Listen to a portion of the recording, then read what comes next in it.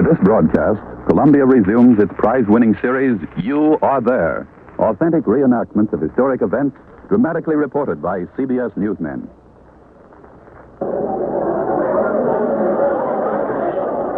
This is John Daly in Richmond, Virginia.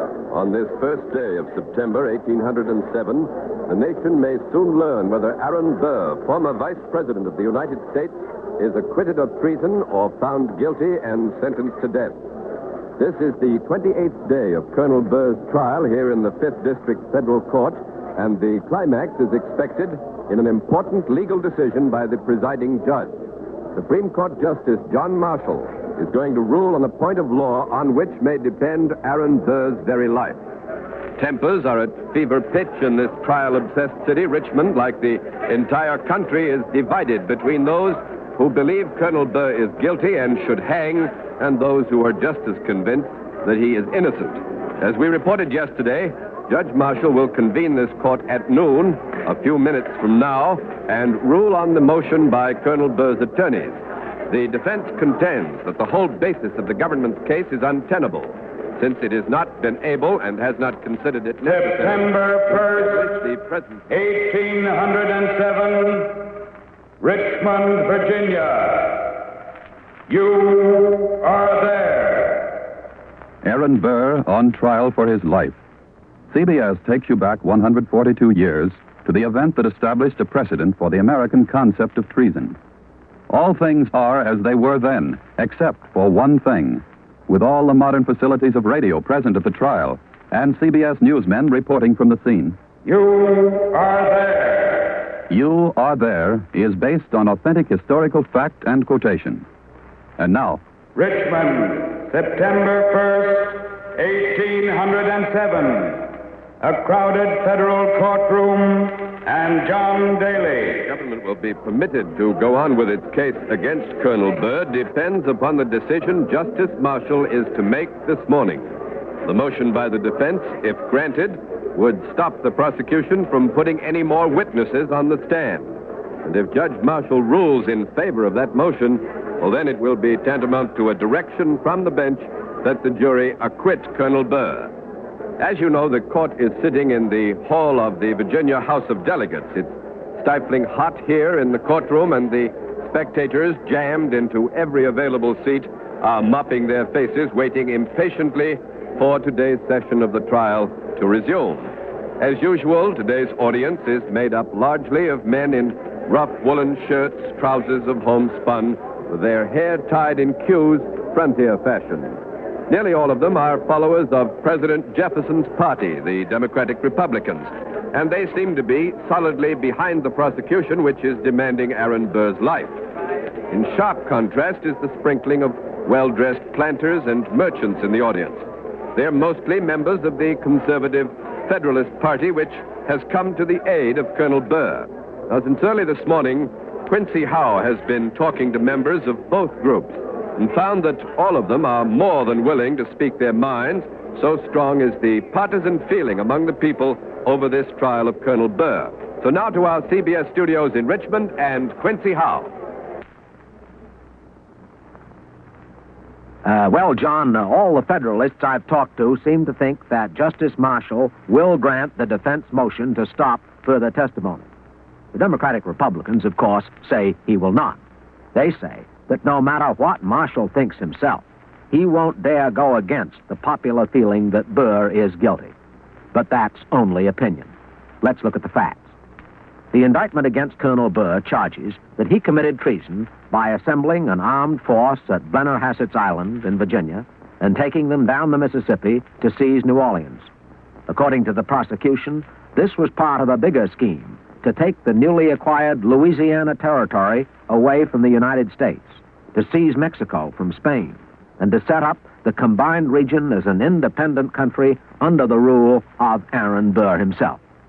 But the government struck before the alleged plan could be put into operation, and Burr was captured while trying to escape into Spanish territory. 2 weeks ago, the prosecution began putting witnesses on the stand in an effort to prove its case. But within a few days, Colonel Burr moved to stop the government from doing this anymore. For 10 days, Justice Marshall listened to debates on the pros and cons of that motion. Then, last Saturday, at the close of debate, he said he would give his ruling when the court resumed sitting today. I've just been informed that Colonel Burr is at the courthouse. He has arrived from the home of Mr. Luther Martin, his counsel, where he's being held in custody for the duration of the trial. Don Hollenbeck is with the colonel, so over to Don Hollenbeck. Be worried, Mr. Burr. Did you sleep well last We're night? speaking to you from an anteroom in the Virginia House of Delegates where Colonel Burr is waiting under guard until the court convenes. He's talking now with a group of ladies and gentlemen who've come here to wish him well at this crucial point in his trial. The colonel has promised to join us at our CBS microphone in a moment. In the group chatting with him, I see Mr. Washington Irving, the popular young New York essayist. We understand he was engaged by a friend of Colonel Burr to write newspaper accounts of the trial. Oh, Colonel Burr has now ended his conversation. He's coming this way. The colonel's a rather short man, slim, walks very erect, probably a carryover from his years of military service during the Revolution. As you probably know, Colonel Burr is a very able lawyer, and he's taken an active part in his own defense. Oh, Colonel Burr, sir, we have Judge Marshall's permission to ask you a few questions, if you consent. I'm at your disposal, sir. Well, now, as a lawyer, sir, do you think Judge Marshall will grant your motion and stop the prosecution from presenting any more of its witnesses? He must. He cannot do otherwise without violating the terms of the Constitution. How's that, Colonel? Well, it's quite simple. According to the Constitution, levying war against the United States is treason. It stipulates that conviction of treason shall only occur on the evidence given in open court by two witnesses to the same overt act. Now, mark that. The act must be overt, direct, clear-cut. And there must be two witnesses. Has the prosecution been able to produce two witnesses to testify that I was at Blennerhassett's Island when the alleged act of treason was committed? No, they haven't.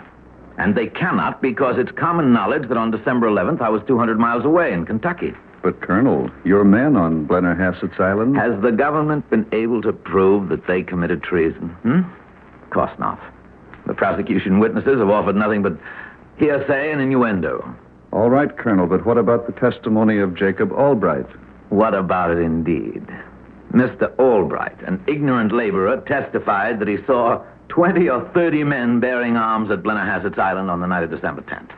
Now, could such a handful of men even dream of undertaking to revolutionize the Western Territories and detach them from the United States? Well, perhaps not by themselves, sir, but General Eaton in his testimony said you also counted heavily on the assistance of General Wilkinson, the Commander-in-Chief of United States Army Forces in Louisiana Territory. General Eaton is a discredited scoundrel, and I might add that his military title is purely self-administered. Now, Mr. Hollenbeck, consider the circumstances in which he made his deposition against me. He'd been pressing a claim for $10,000 against the government for several years with no success. But as soon as he agreed to appear against me, the government paid his claim in full.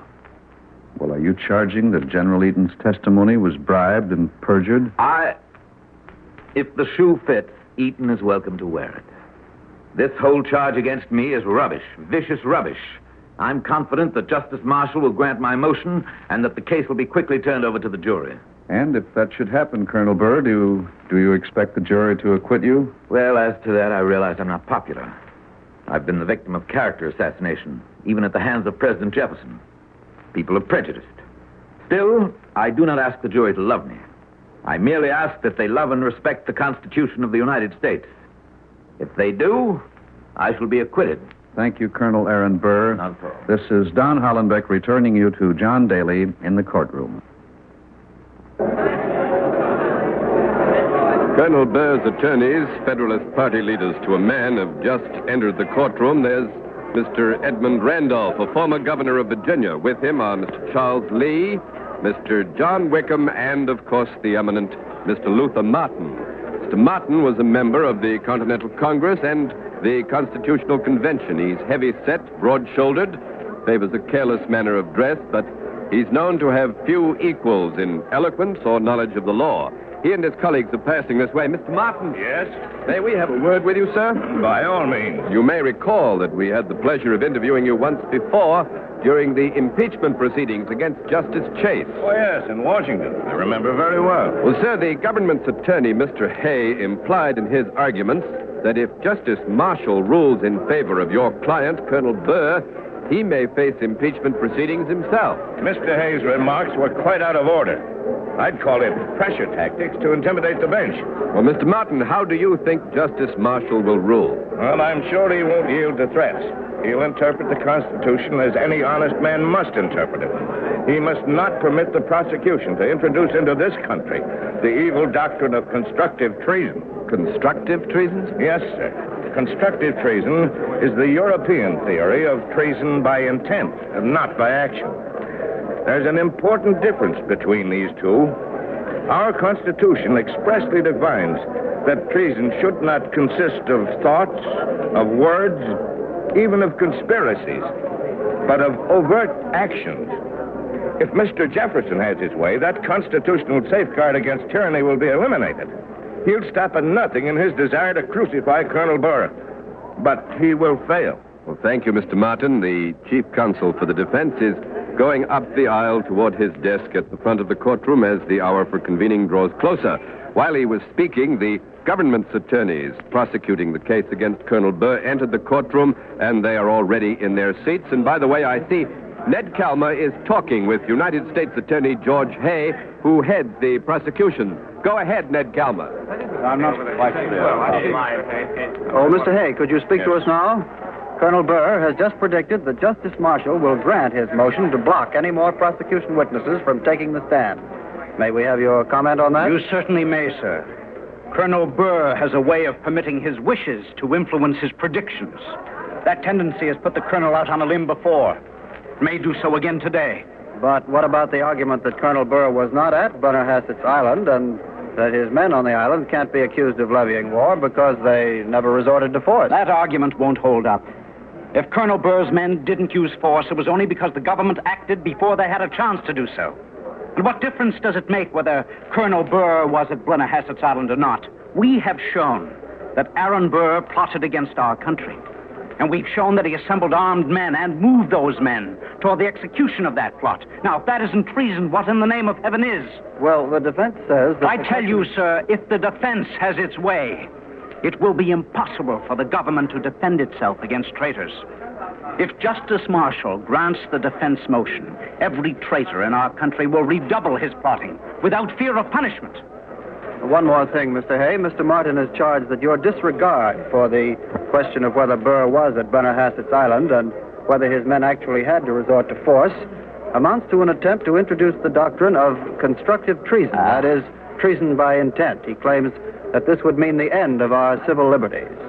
Could we have your opinion about that? How very amusing. Mr. Martin posing as a defender of civil liberties. Did Mr. Martin have any respect for civil liberties when he was Attorney General of the state of Maryland? No, he did not. He persecuted his political opponents without mercy. Sir, I charge Mr. Martin. I charge Mr. Martin with playing politics at the risk of the nation's safety. And I charge him with defending a known murderer, Aaron Burr, the man who killed the leader of Martin's own party, Alexander Hamilton. Pardon me, sir. I see the jury is entering, and I must speak to my colleagues. Thank you, Mr. Hay. The United States Attorney has rejoined his staff. As he said, the 12 jurors have entered the courtroom. They're seating themselves in the row of chairs to the right of the judge's bench. All rise. Justice Marshall has entered the courtroom. He came in through a door behind the bench. John Daly now has a better view of Judge Marshall than I have, so back to John Daly. Justice Marshall is walking toward the bench. As you probably know, he is not only the federal judge of this circuit, but is also Chief Justice of the United States Supreme Court. He makes an impressive figure in the black robes of his office. He's a tall man, carries his head a bit to one side, and there's an expression of great seriousness on his face. The decision he is to make today must weigh heavily on him, may well be the most important of his career. That's the clerk of the court. Let's listen. All persons having business before this circuit court of the United States of America, in and for the Fifth Circuit and District, draw near and ye shall be heard. Justice Marshall nods to the prosecution and defense lawyers, seats himself, and now the lawyers, spectators, and jurymen on signal all do likewise.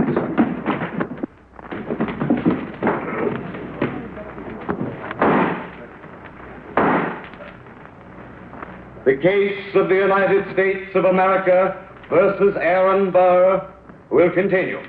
Bring in the accused.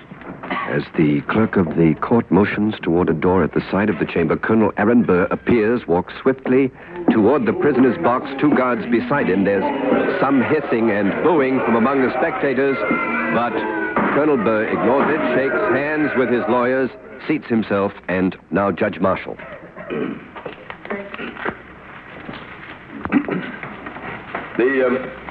The question now to be decided has been argued in a manner worthy of its importance. Counsel on each side has been of the utmost aid to the court in forming the opinion it is about to deliver. The indictment charges the prisoner with treason in levying war against the United States and alleges an overt act of levying war. That alleged act must be proved by 2 witnesses.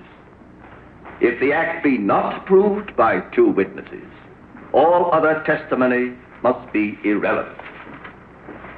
Now then, the prosecution has not brought forward any witness to prove the actual presence of the accused at Benahasset's Island on the date of issue.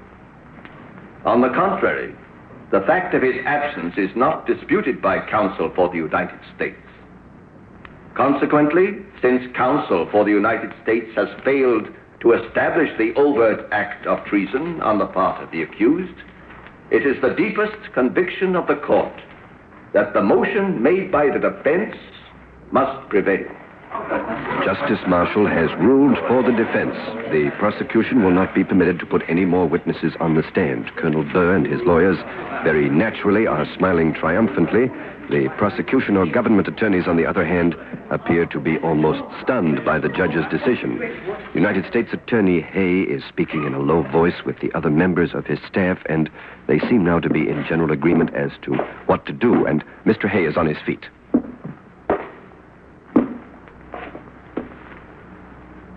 Your Honor, in view of this decision by the court, the United States have no alternative but to leave the case to the jury. The United States rests. Judge Marshall's face is expressionless. He turns now to the defense lawyers, and Mr. Luther Martin, chief of the defense, has risen. Your Honor, the defense rests. The jury have heard the opinion of the court on the law of the case. They will apply that law to the facts as presented and find a verdict of guilty or not guilty as their own conscience may direct. The jury will now retire for the purpose of coming to a decision. And the fate of Aaron Burr is now in the hands of the jury. Justice Marshall is leaving the courtroom. Jurors are filing out also. The judge will retire to his chambers, and in all probability, he will not emerge again until the jury is ready with the verdict. The spectators are leaving the court, going outside to get a breath of fresh air, but they're eager to have the court reconvene at any moment and to hear the final decision. Ken Roberts is out there on the steps of this imposing courthouse building, and he can and has been sampling the public's opinion of Judge Marshall's decision, meanwhile taking a sort of informal poll as to what the public think the jury's verdict is going to be. So go ahead, Ken Roberts. John, this is one of the... Oh, John, this scene out here is really something to watch, John. People are milling around all over the square, trampling down the grass, arguing vehemently with each other. Some of them are jubilant, others are red-faced with rage. Hundreds of them were unable to get into the courtroom this morning. They've been waiting here in the broiling sun, and that hasn't helped their tempers any. Most of these people apparently intend to wait out here until the jury's verdict is in. With me, for instance, is a gentleman who says he'll stay here if it takes all night. He wears the fancy dress uniform of a general in the Tennessee militia. He is General Andrew Jackson. General Jackson tells me he was brought here as a government witness because he contracted to build boats for Colonel Burr's expedition. But he was not put on the stand. Yes, and I'll tell you why they didn't put me on the stand, because I know that Aaron Burr is as innocent of treason as you or I. Well, General Jackson, do you have proof of Colonel Burr's innocence? Proof? Why, the colonel told me personally that he intended to lead an army into Mexico. He intended to liberate Mexico from Spain and make it a part of the United States. Now, is that treason? No, Sir Blasted, that's patriotism. But, General, it's claimed he meant to seize Mexico and Louisiana for himself, even make himself an emperor. Oh, no, sir, no. Only Mexico, and not for himself, for the United States. I have his word for that. The word of a gentleman and a soldier. The word of a murderer, the word of a traitor. Madam, now see here, You ought madam. to be ashamed of yourself standing up for a scoundrel like Aaron Burr. Madam, I'll thank you to mind your own business. I was speaking to this gentleman here. The whole country knows what Aaron Burr was up to. Just a moment, and yet madam, you stand please. there. But Please. this man said that Aaron Burr... Yes, but let's do this one at a time, madam, please. Now, General Jackson, you think the jury will bring in a verdict of not guilty? If they don't, they ought to be drawn and quartered and the pieces scattered to the four winds. Thank you, General Andrew Jackson. Now, madam, Thank you you were for what? For pouring that Federalist poison into your ear? Madam, I am not a Federalist. I'm as good a Democratic Republican as you are. Then I say heaven protect us Madam, from your please. kind of Democratic Republican. Instead of dragging him into court, President Jefferson should have struck a medal for Colonel Burr. We frontier General Jackson, folk know General, that please. we'll have to fight. If you don't We'll have mind, to fight. sir, you've had your chance. Now, please give this lady her chance to speak. Well, Thank you but again, General. Now, madam, would you tell us your name, please? I'm Mrs. Emily Shepherd. I see. And do you live here in Richmond? Yes, and a sorry place it is to live these days. Full of rich Federalists hobnobbing with Aaron Burr, sneering at the ordinary people, scorning President Jefferson of the Republic. It's a disgrace the way they've made a hero of that man, giving great dinner parties for him, and him a traitor to his country. Why, Justice Marshall himself attended one of those parties. It's shameful, shameful. Do you mean that Judge Marshall is prejudiced in favor of Colonel Burr? He's a Federalist, isn't he? What can you expect of Federalists? I say it's high time they learn their lesson, and they'll learn it when Aaron Burr is hanged by the neck. Thank you, Mrs. Emily Shepherd. Judging from what's being said out here, I'd guess those reactions from Mrs. Shepherd and General Jackson just about sum up the two opposing attitudes. Quincy Howe in our CBS studios here in Richmond has been examining the situation. He's ready now with his analysis, so back to CBS Richmond, Quincy Howe reporting.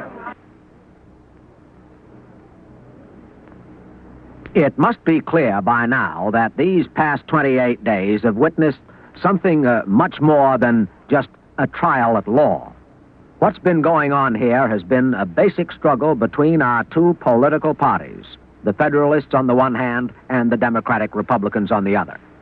Ever since President Jefferson, leader of the Democratic Republicans, indicated his desire to see Colonel Burr convicted, the Federalists have made Aaron Burr's cause their cause.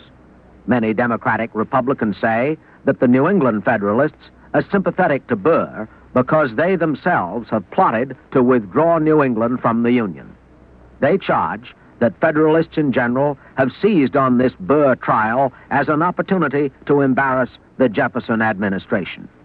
Now, it's clear from the jurors' own statements in court that they are predominantly Democratic Republicans, and, as such, they must have backed President Jefferson against the Federalists in the struggle over ratifying the Louisiana Purchase 4 years ago. They might therefore be inclined to believe the charge that Burr tried to steal the Louisiana Territory, which would have cut off the Mississippi for American commerce, and that Burr also plotted with England in that very connection. Well, in any case, all this has led to such an intense popular feeling against Burr that for 2 weeks it was just about impossible to assemble an unbiased jury. It was Colonel Burr himself who finally broke the deadlock by declaring he would take his chances even with a jury of manifest Democratic Republican leanings. Now here, by tape recording, is the statement Aaron Burr made to the court on August 15th. Your Honor, I'm under the necessity of taking men in some degree prejudiced against me, or of having a fourth panel of prospective jurors called. I'm unwilling to submit to the delay of another panel, and so I accept the consequences. I hope the jury will do me justice. Now, on the basis of all this, is it likely that the jurors will accept Justice Marshall's opinion of the law and acquit Aaron Burr, or will the jury bring back a verdict of guilty? This is Quincy Howe returning you to the courtroom at the Hall of Delegates and John Daly.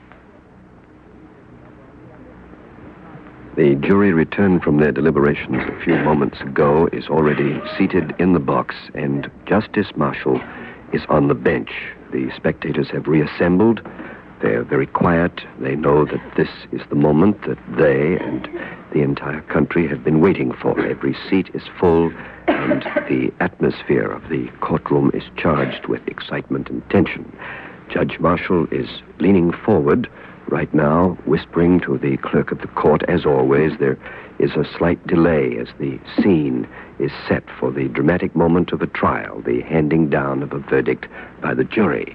But now the clerk has left the bench, is walking toward the jury box, and in a moment we'll know whether Aaron Burr is to be found guilty of treason and sentenced to hang, or the clerk is speaking. Have you reached a unanimous verdict? Aye. How do you find? We of the jury say that from the evidence submitted to us under this indictment, Aaron Burr is not proved to have committed treason. We therefore find him not guilty. Not guilty. The jury has acquitted Aaron Burr. Colonel Burr is standing triumphantly in the prisoner's box, and pandemonium has broken loose among the spectators. Most of them are very obviously bitterly disappointed. However, some friends are rushing up to Colonel Burr and the defense lawyers, congratulating them on their victory. Considering the bitterness that we have seen here in this courtroom, this is sure to be regarded by many people as a triumph for American justice. When a man so widely supposed to be a traitor, in the midst of political rancor, sometimes bordering on hysteria, can be acquitted in a court of law. However, we call your attention to the odd phrasing of the verdict. It seems to indicate that the jurors themselves may still have some reservations about Colonel Burr's innocence. If they do, they have suppressed their own feelings and accepted Judge Marshall's interpretation of the law. September 1st, 1807. Aaron Burr is acquitted of the charge of treason, and a precedent for the American concept of justice is established. You have been listening to the trial of Aaron Burr in the series You Are There. The trial of Aaron Burr was written by Michael Sklar, directed by John Dietz, and produced by the CBS documentary unit under the supervision of Werner Michel. Aaron Burr was played by Martin Gable. Charles Webster was Justice John Marshall. Eric Dressler was Andrew Jackson. James Goss, Luther Martin. Paul Mann was U.S. Attorney Hay. Others in the cast included Agnes Young, Guy Sorrell, and Bert Cowlin. Beginning with this broadcast, You Are There will be heard every fourth Sunday at this time. Listen on November 27th, 4 weeks from today, over many of these same stations. Next month, 1830, Baltimore, Maryland. The race between the first American locomotive and a horse-drawn carriage. You are there. When you keep your appointment with Dr. Christian, you keep an appointment with humor, drama, pathos, and real people living real lives in a typical small American town. Every Wednesday night, Dr. Christian, the kindly small-town physician, uses humor and horse sense as often as medicine to heal the troubles of his friends and neighbors. With stories that the whole family will enjoy, hear Dr. Christian this Wednesday night on most of these same CBS stations. This is CBS, and this fall you'll hear them all on the Columbia Broadcasting System.